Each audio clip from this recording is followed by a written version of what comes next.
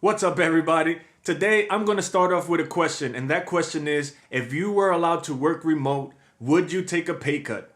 Let's talk about it. My name is Billy Figueroa. I make videos about software engineering, programming, as well as development lifestyle. So if that's something that you're interested in, please consider subscribing to the channel and follow me on my Twitter and Instagram.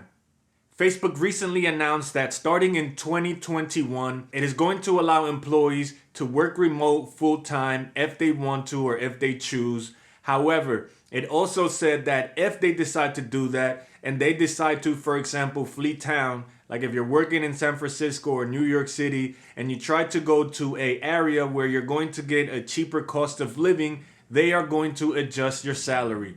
I don't necessarily agree with this, but in general, the details are where things get muddy, and that's what I want to discuss today. Most developers feel like this, so we're going to talk about it, and I want you to let me know in the comment section if you agree or disagree, or what your take is on this entire matter. While I understand that the cost of living should be something that is factored in into your salary, there are also some things that I would also like these companies like Facebook and all the other tech companies that are following this trend to consider. Localized salaries are not a new thing.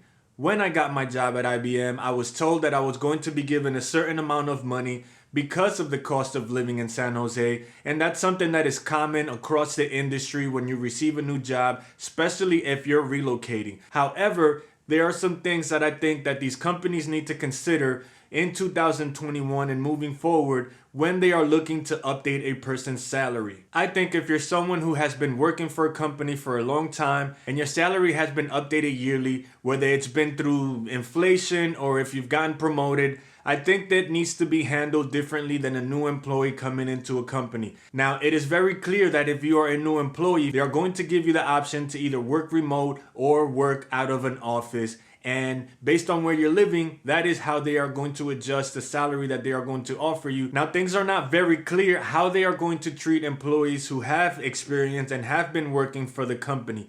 This is where things get sort of muddy, and not a lot has been discussed regarding this. But I read somewhere that one company was considering just outright percentage numbers based on the two different locations. Like if you're going from San Francisco to Denver, for example, they're just going to drop your salary by 18%. I think this is too simplistic, and I think there needs to be a couple of things that need to be done or should be done in order to make things more fair. A study by Hire.com, which is a website that allows people to sign up and helps connect people looking for work with companies looking for employees, did a study that says that 50% of tech employees would not take a pay cut if they were allowed to work from home, while 32% said that they would. So clearly the majority of developers are not really excited about this, and it's not something that they would really want to consider if they had the option to even do. In that same study, they found that 90% of employees in the tech industry believe that you should be paid according to what you do and not if you're working in an office or remote. So again, this is something that most developers, and I hope you guys agree with me, and I keep saying developer, but I also mean engineer, just all of us in general. This is not something that we should take lightly to, because it's going to affect the way things work in the future, and it's not really going to be a benefit to us, while these companies are benefiting from cutting salaries as well as not having to have these large spaces to keep their employees in with all of the benefits that they currently provide. Guys, if you are enjoying the video so far and you are finding any value in this video, please hit the thumbs up button and consider subscribing to the channel. Let's move on to the next topic. Now, back to the engineers or developers that have been working at a company.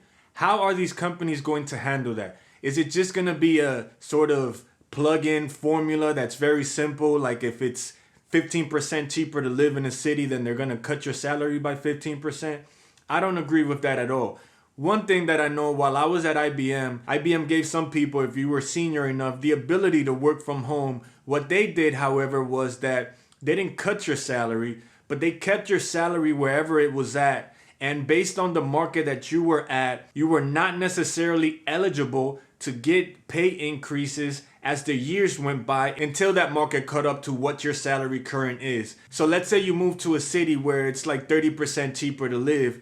What that would do is that you would remain with your salary, but every year that goes by when you are supposed to get a salary bump, you would not get that salary bump until the experience caught up with how much you are being paid. So if you're getting paid 150K in San Francisco with 5 years of experience, but that takes 10 years of experience to achieve somewhere else, then you're basically going to have to wait that difference in time until your salary can start receiving bumps again. Another thing that I'm not sure about how it's going to work is if you decide to work remote in San Francisco and you never come into the office, are some companies actually going to expect you to get paid less even though you're still living in San Francisco because you're not coming into the office? That would probably start a war with engineers, developers, because that would just be outrageous. Another option that I think these companies have when considering how they're going to update the salaries is to not just have a simple formula. I would like a more sort of in-depth formula that takes into consideration a lot of things. For example,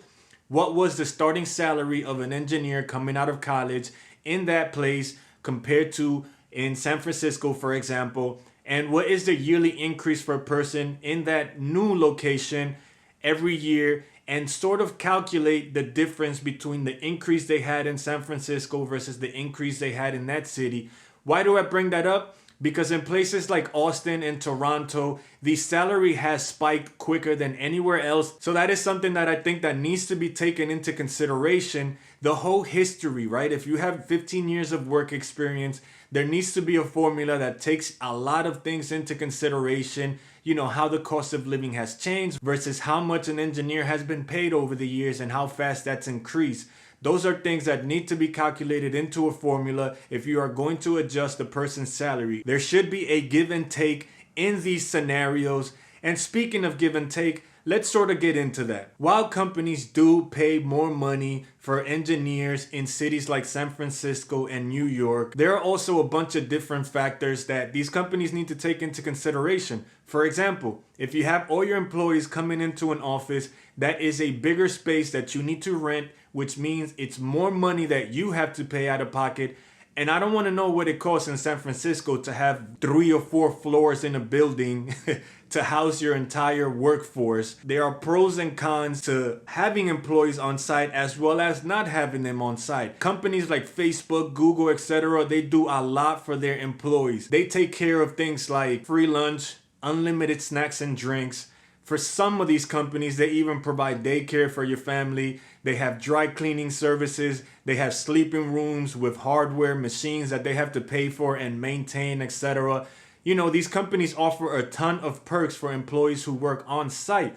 Now, if you don't have to have all of these perks, that means again that you're saving a lot more money. And so we need to have give and take with these scenarios, as well as with the employees. You might need to take a smaller pay cut if you're going somewhere else. If you are going to drop their salary, then I think that needs to be that give and take, so that instead of just some outright number that is just easy to figure out, you take into consideration how much money as a company you might be saving by not having that person there. You also don't need to provide services for like transportation and things like that most companies do. So there's a ton of different ways that companies could save money before they consider just a simple formula such as let's just drop their salary 18% because it's 18% cheaper to live in Denver. Now, I am not an expert on this topic, but I have worked for companies all the way from startups to a mega company like IBM at the time I was there from 2005 to 2010.